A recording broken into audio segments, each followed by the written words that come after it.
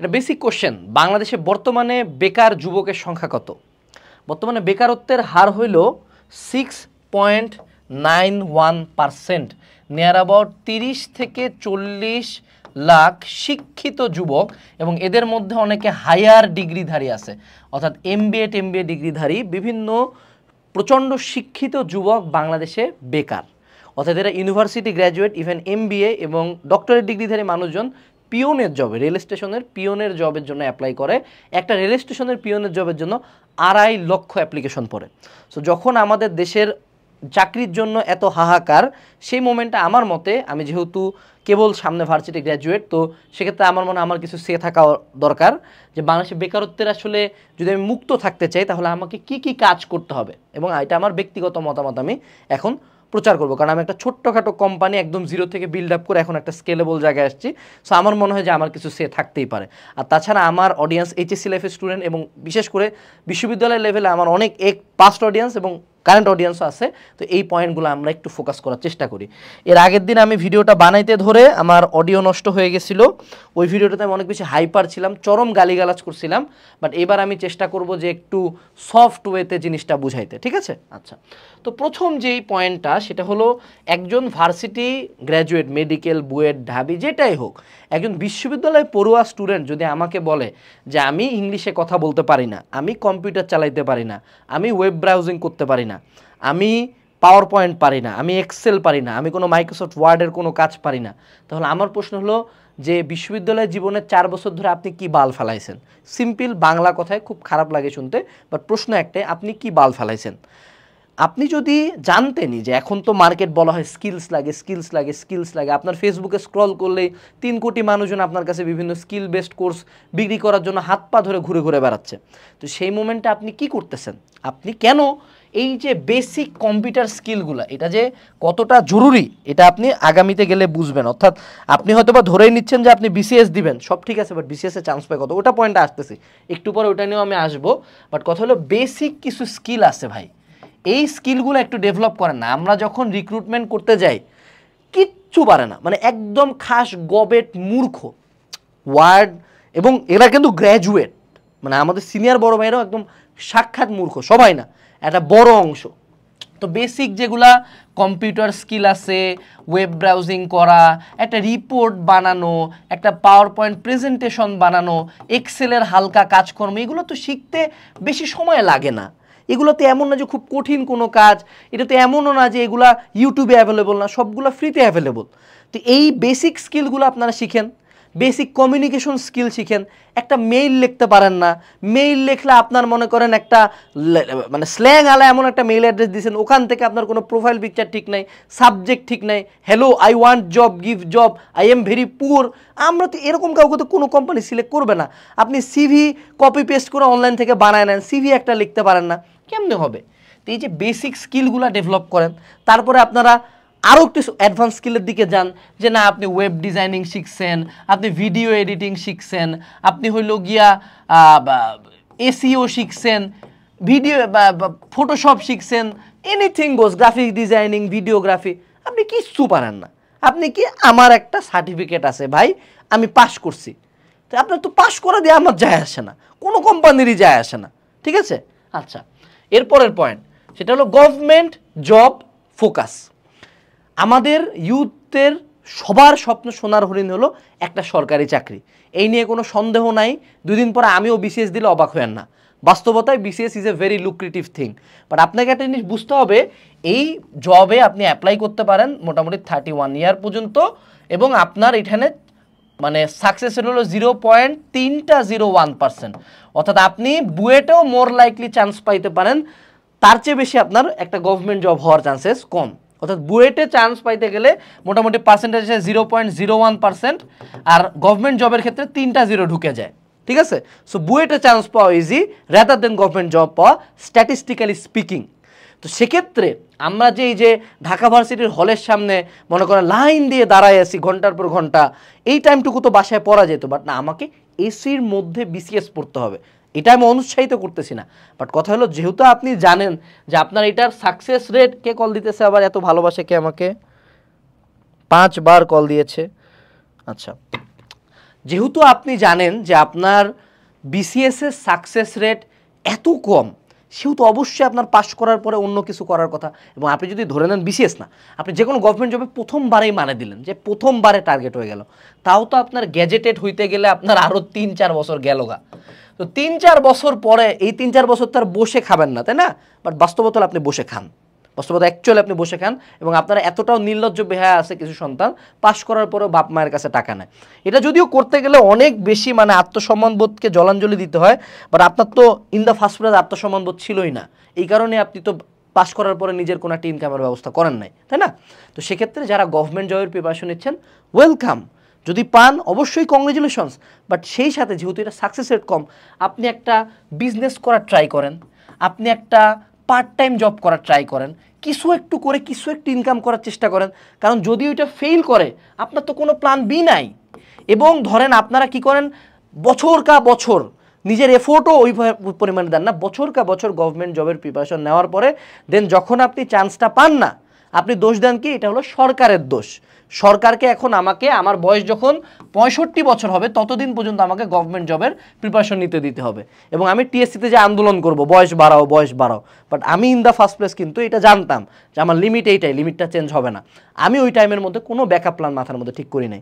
এবং আমাদের একটা বড় অংশ ইউথ বেকার এই রিজনে যে ও আশা করে গভর্নমেন্ট জব পাবে, বাট ও কখনো স্ট্যাটিস্টিক্যালিও চিন্তা করে না যে আমার চান্স পাওয়ার পার্সেন্টেজটা কতটা ছোট।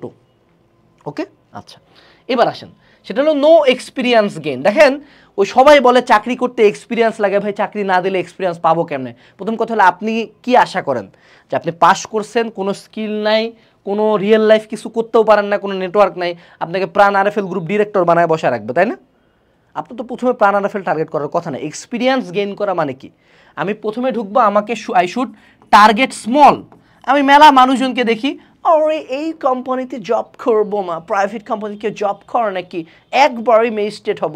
আরে মামা খুব ম্যাজিস্ট্রেট মামা, তাই না? উফ উফ ম্যাজিস্ট্রেট রে আমার। কোনো একটা স্মল কোম্পানিতে তারা জব নেবে না, অর্থাৎ হাই স্ট্যান্ডার্ড। আর 35K স্যালারি দিয়ে কেউ জব করে নাকি, আমাকে তো 90K স্টার্টিং হতে হবে। 90K স্টার্টিং আমি কি অফার করব, কোনো ভালো না, কারণ এটা শিট। ব্যাপারটা হলো 35K জব আপনি রিজেক্ট করলেন, ইটস ওকে, সব ঠিক আছে। আপনি এখন কত কামান জানি ভাই, আপনি তখন বসে কিছুই কামাইতেছেন না। তো যারা এক্সপিরিয়েন্স নাই বলেন, প্রথম কথা হলো ভাই স্টার্ট স্মল, ছোটোখাটো 2 কোম্পানিতে 6 মাস জব করেন, এক্সপিরিয়েন্স গ্যাদার করেন, তারপর ওখান থেকে এক্সপিরিয়েন্স দেখে আরেকটু বড় কোম্পানিতে যান, আরেকটু বড় কোম্পানিতে যান। এটাকে বলা হয় কর্পোরেট ল্যাডার। আপনারা তো মনে হয় এটার নাম শোনেন নাই, কারণ আপনি হলো ফেসবুকে টিকটকে ট্রল করতে পারেন, মিম করতে পারেন, মানুষের পন্দাপন্দি করতে পারেন, মানুষের পিছন দিকে লাগতে পারেন, বাট আপনার পিছন দিকে যখন মানে সৃষ্টিকর্তা লাগে যাবে তখন তো আপনি বুঝতেছেন কী হবে আপনার সাথে। বাট আপনার তো এটা নিয়ে ফোকাস নাই।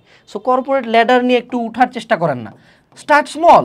এই যে কোচিংয়ে খ্যাপ দেন, অফিসে রিসিপশনে বসেন, সেলসম্যানের জব করেন, কল সেন্টারে জব করেন, কিছু একটা করেন, তারপর দেখেন আপনার নেটওয়ার্ক যদি না বাড়ে আমার নাম আনাস না। বাট এই কাজটা আপনারা করেন না, আপনারা বছর কা বছর বেকার থাকবেন, ফেসবুকে লেখালেখি করবেন সরকার কেন খারাপ, হ্যাঁ, তারপর আপনাদের বিখ্যাত বাপ আসে সরকারের বদনাম করে আরও 100 মিনিটের ভিডিও বানাবে, ওই বাপকে আপনি আরও প্রমোট করবেন। বাট আপনার ওই বাপও বেকার, ফকির, আপনিও বেকার, আপনিও ফকির, এই দুইটার একটা আপনি হইতে চান না। So focus on your self. এরপরে আসেন স্কেয়ার্ড অফ এন্টারপ্রেনারশিপ। গোটা পৃথিবীর কন্ট্রোলে কারা আছে, কাদের সবচেয়ে বেশি টাকা? বিজনেসম্যান।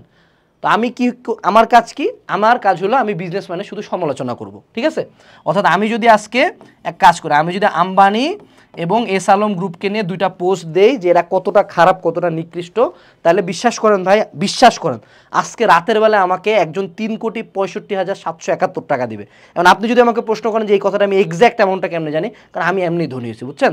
আমি প্রতিদিন সকালে উঠতাম, সকালে উঠে নামাজ কালাম পরে আমার টার্গেট ছিল 1 ঘন্টা ধরে জোরে জোরে বিভিন্ন ব্যবসায়ী যারা বিজনেস উদ্যোগ নিছে, ছোট হোক বড় হোক, সবাইকে আমি গালি দিব, অপমান করব, সমালোচনা করব, হেট করব, এবং এগুলা নিয়ে ফেসবুক এবং সকল সোশ্যাল মিডিয়ায় লিখবো। এই কাজটা করার কারণে আমি বেশি না, একটানা 1 মাস করছি, প্রতিদিন 3 কোটি টাকা করে আমি কিন্তু 900 কোটি টাকার মালিক হয়ে গেছি, বুঝছেন? আপনাদের কিন্তু মেন্টালিটিটা এরকম, you have to hate business. আপনার নিজের করার ক্ষমতা নাই, অন্য কোনো ফ্রেন্ড যদি আপনার ছোট স্কেলেও কিছু একটা করছে, ওকে নিয়ে সমালোচনা করা, ওকে যতভাবে বাধার সম্মুখীন করা যায় আপনি করবেন, বাট আপনি নিজে কখনো একটা উদ্যোগ নেবেন না। কথা হলো দেশে স্মল মিডিয়াম এন্টারপ্রেনারশিপ বা MSME micro small medium entrepreneurship করে মানুষজন শুধু বাঁচতেছে না, দে আর থ্রাইভিং। বাট আপনি কখনো একটা উদ্যোগ নেওয়ার চিন্তা করছেন যে না ঠিক আছে, আমি এমন মানুষকে চিনি অনলাইনে শীতল বেচে মাসে 2 লাখ টাকা কামায়, শীতল বেচে, শীতল। অনেকে আছে পুরান কাপড় কিনে পুরান কাপড়ের ঝুট বেচে টেক্সটাইল থেকে, ওই করে 10 লাখ টাকা কামায়।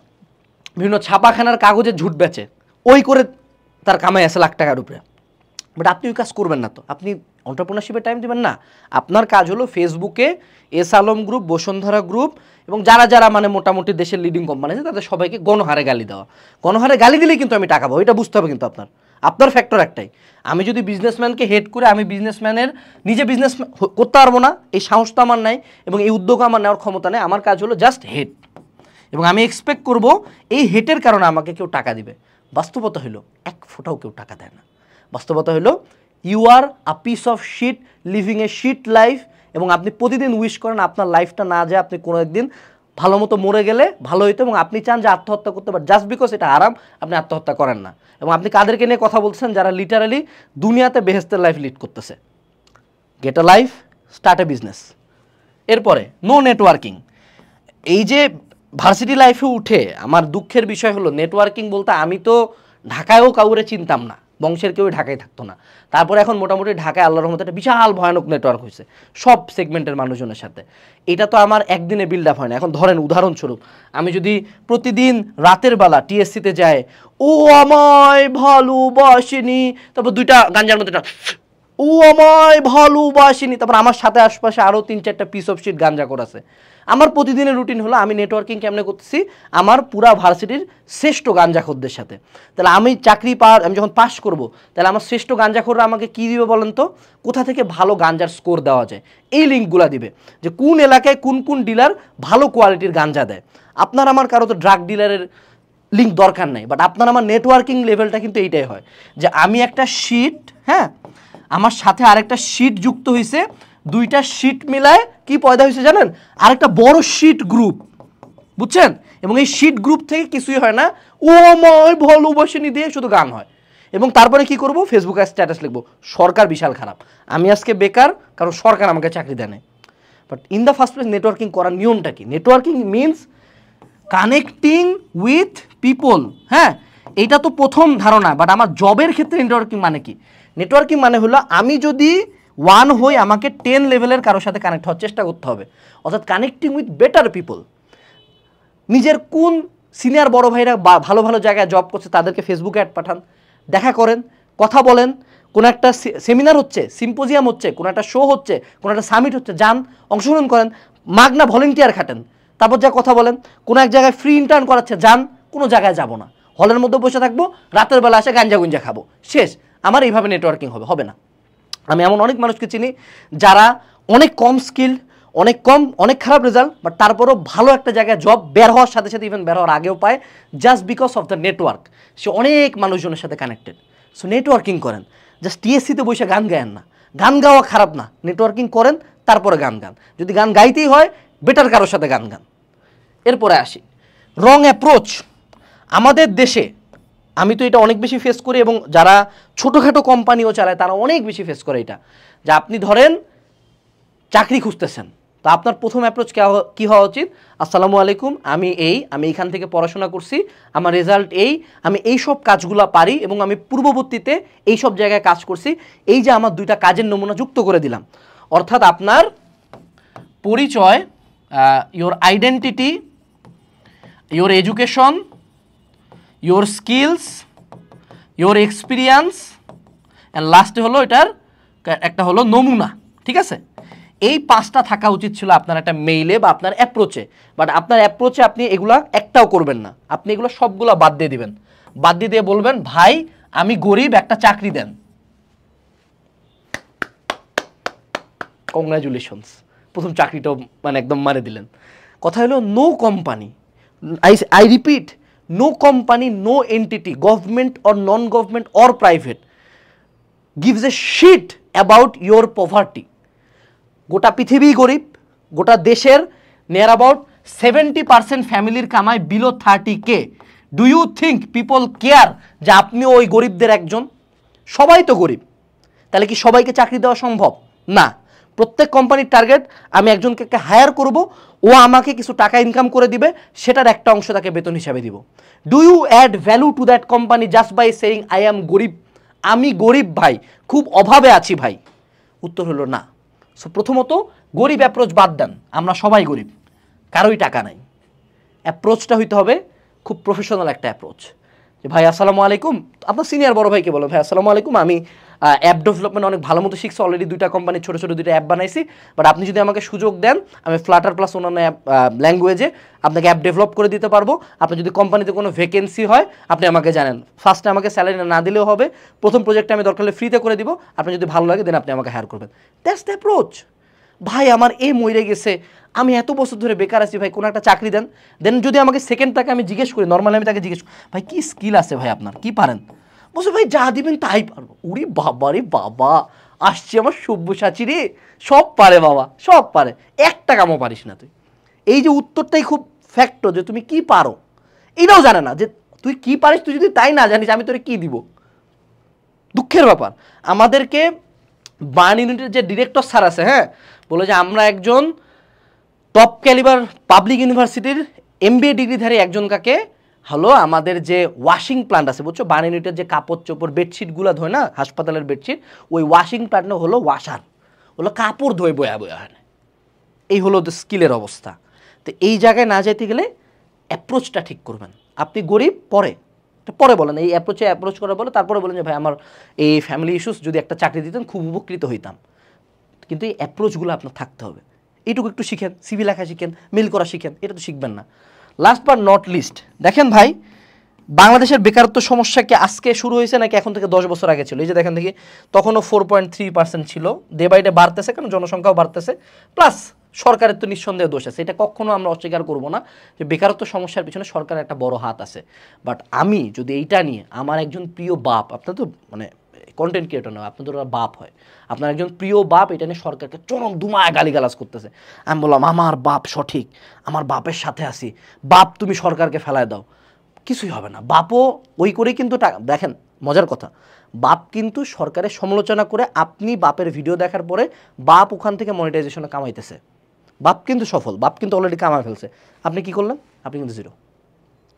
কথা হলো গভর্নমেন্টকে ব্লেম করেন, কোনো সমস্যা নেই, 10টা গালি দেন, 1000টা গালি দেন, বাট কথা হলো গভর্নমেন্টকে ব্লেম করার সাথে সাথেই নিজের দিকে একটু আঙ্গুলটা তাকান। গভর্নমেন্টের দিকে একটা আঙ্গুল দিলে 4টা আঙ্গুল নিজের দিকে।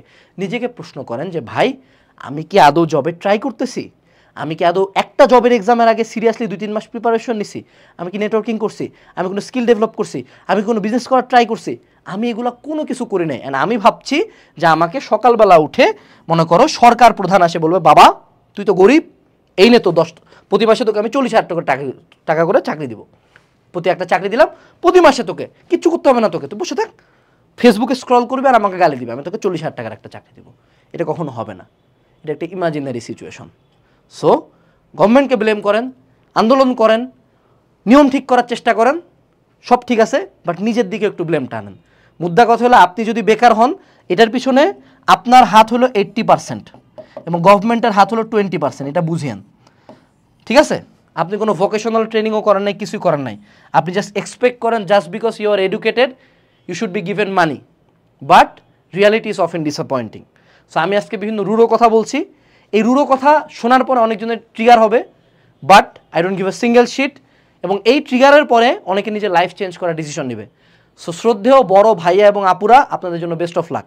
আমি আশা করি আপনারা চাকরি পাবেন, আমি আশা করি আপনারা দেশকে নেতৃত্ব দিবেন। আসসালামু আলাইকুম, টাটা।